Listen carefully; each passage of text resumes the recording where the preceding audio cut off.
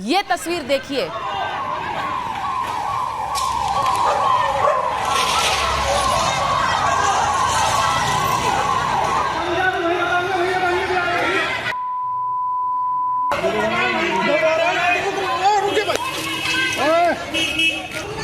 अब ये पूरा वीडियो है जो आप इस वक्त देख रहे हैं। अब इस पर आप ही तय कीजिए कि वहां पर हो क्या रहा था। एक रिपोर्ट आपको दिखा रही हूं, उसके बाद महाभारत।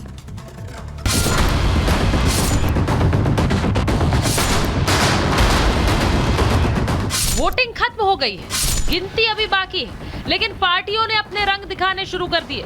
समाजवादी पार्टी यूपी की 3 सीटों पर दोबारा चुनाव की मांग कर रही है, तो महाविकास अघाड़ी में किसके सर ताज होगा, इस बात पर सिर्फ फुटबॉल शुरू हो गया। अलग अलग एजेंसियों के एग्जिट पोल में महाराष्ट्र में महायुति की सरकार बनने की संभावनाएं ज्यादा दिख रही है। महाराष्ट्र को लेकर एग्जिट पोल में मौजूदा एनडीए सरकार का पलड़ा भारी है, लेकिन मतगणना से पहले ही महाअघाड़ी में मुख्यमंत्री कौन होगा, इस पर बहस शुरू हो गई। महाराष्ट्र में कांग्रेस की लीडरशिप में ही सरकार महाविकास आघाड़ी की बनेगी। उस तरह से जो मतदान का जो रुझान आ रहा है, कॉल आ रहा है, जो लोग मतदान के लिए जा रहे हैं, तो उसके आधार पर राज्य में कांग्रेस की सबसे ज़्यादा कैंडिडेट चुन के आएंगे। और नाना पटोले जी को कांग्रेस हाईकमांड ने कहा है कि आप मुख्यमंत्री बन रहे हो, तो राहुल गांधी, प्रियंका, सोनिया, खड़गे साहब ने इस प्रकार से ऐलान करना चाहिए। एमवीएम महाविभाजन अघाड़ी, उसका प्रमाण मिल गया। इनके पास कोई मिशन विशन नहीं, केवल अपना एम्बिशन और अपना कंफ्यूजन है। तो नाना पटोले बोलते हैं हम सीएम बनेंगे, संजय राउत बोलते हैं तुम कैसे सीएम बनोगे, तुम हो कौन सीएम बनने के लिए। ये झगड़ा पूरे चुनाव में भी चला और इंडिया अलायंस में तो हर जगह ये झगड़ा चलता है। ऐसे में सवाल ये है कि सीएम की कुर्सी के लिए ही उद्धव ठाकरे बीजेपी से अलग हुए, पर अब यहाँ भी सीएम की कुर्सी को लेकर लड़ाई शुरू हो गई। इस बीच बीजेपी फुल कॉन्फिडेंस में नजर आ रही है। मुझे ऐसा लगता है कि जब जब वोटिंग परसेंटेज बढ़ता है तो बीजेपी को ही उसका फायदा होता है। तो मैं ऐसा मानता हूँ कि निश्चित रूप से ये जो बढ़ा हुआ वोटिंग परसेंटेज है, ये बीजेपी और हमारे अलायंस के लिए, महायुति के लिए ये फायदा हमको देगा और इसका फायदा हमको होगा।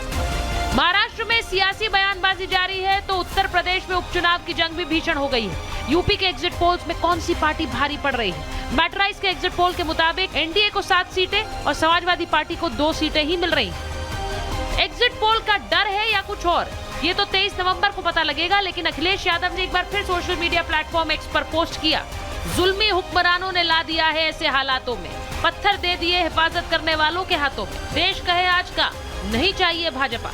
प्रशासन और अधिकारी सब लगे हुए थे कि वोट ना निकल पाए। क्या आप सोच सकते हैं कि मुसलमान अगर आप यहाँ वोट डालने नहीं जा सकते? ये नए तरह का जो लोकतंत्र है, ये सबसे बड़ा खतरा पैदा हुआ है बीजेपी की सरकार में।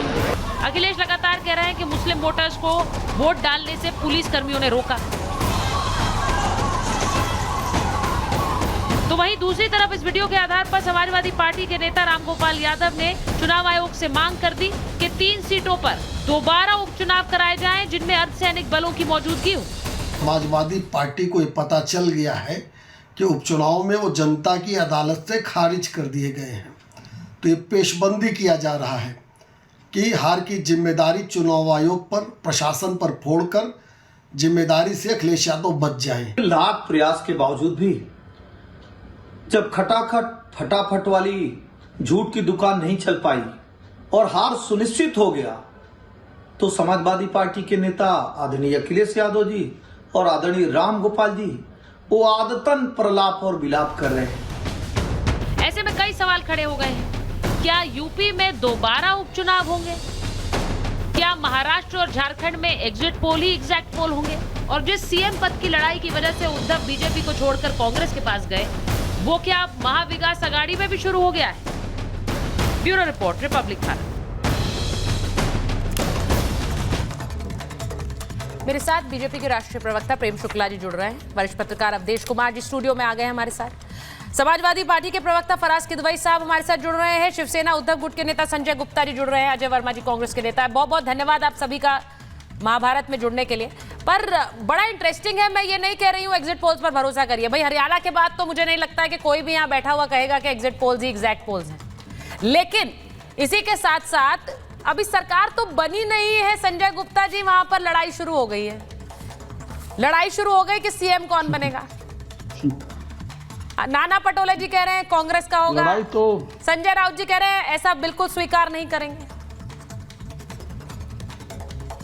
देखिए, सबसे पहले तो मैं समाजवादी पार्टी के लिए कहना चाहूंगा, जो कभी किसी के दोस्त हुए ना दुश्मन हुए, और जिस तरह से अखिलेश यादव जी ने जो ट्वीट किया और जो वीडियो दिखाई अधूरी और दिखा दिया कि पत्थरबाज किस तरह से काम कर रहे हैं, तो मुझे लगता है कि इस तरह की पॉलिटिकल पार्टियों के रजिस्ट्रेशन कैंसिल होने चाहिए और इनके एमपी एमएलए डिस्क्वालीफाई होने चाहिए। जिसकी पार्टी का अध्यक्ष, क्या मैं सही सुन रही हूँ, आप समाजवादी पार्टी के ऊपर हमला बोल रहे हैं? हाँ बिल्कुल, ये किसी के दोस्त नहीं हो सकते कभी भी। इन्होंने उत्तर प्रदेश में 9 की 9 सीटें ले ली और उसके बाद महाराष्ट्र के अंदर अपने प्रत्याशी उतार दिए मना करने के बावजूद भी। 5-7 में से 5 सीटें ऐसी हैं जिनमें हम आमने सामने लड़ रहे हैं। हम तो दरार सोच रहे थे सीएम पद को लेकर ही है, यहाँ तो कुछ और ही कलई खुल रही है भाई। यहाँ तो कुछ और ही नाराजगी सामने। प्रेम शुक्ला जी, क्या हो रहा है? जी का क्या लेना देना था, आप मुझे बताइए, क्या दिखाना चाह रहे थे ये? नहीं, ये बड़ा इंटरेस्टिंग है। मतलब नहीं, समाजवादी पार्टी झूठा वीडियो चला रही थी अनएडिटेड। हमने जब दिखाया एक वीडियो, ये कह रहे हैं ये गलत कर रहे थे, ये समाजवादी पार्टी झूठा वीडियो चला रही है। संजय गुप्ता कह रहे हैं भाई, उद्धव गुट के नेता कह रहे हैं। प्रेम शुक्ला जी, देखिए, संजय जी सच बोलने का उनको अभ्यास है, तो वो झूठ बर्दाश्त नहीं कर पाते। ये संजय जी का सच बोलने के लिए अभिनंदन होना चाहिए। नहीं, आप ये देखिए, अब प्रेम शुक्ला जी भी पहली बार देख रही हूँ मैं, तो उन्हें भी थोड़ा सा समझ नहीं आ रहा आगे क्या बोलूं, क्योंकि वो भी हैरान है आपके इस बयान से। आप परिणाम के बाद के समीकरण की ओर क्यों नहीं देख रही हो? आप यहीं खड़े हो। अभी महाराष्ट्र के परिणाम के बाद आने वाले लोकसभा चुनाव तक अभी महाराष्ट्र के समीकरण में क्या बदलाव होगा, इसके संकेत आपको मिलने लगना चाहिए बयानों से क्या होना है।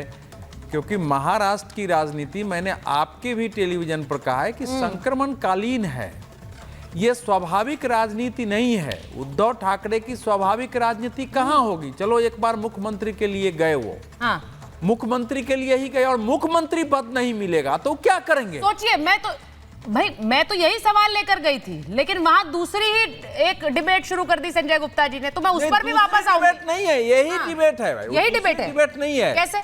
क्योंकि देखिए, महाराष्ट्र में समीकरण बदलने की पूरी ये आहट है क्या उसकी? ये उसकी आहट है। उसकी आहट है कि अगर आने वाले 6 महीने साल भर में अगर कोई बीजेपी और उसको बहुत बड़ा गठबंधन आ गया, तब भी उधर अगर पूरे गठबंधन नहीं, मैं सीटें उतनी नहीं आई लेकिन सरकार बन गई और उद्धव जी मुख्यमंत्री न बने, तब भी दोनों स्थितियों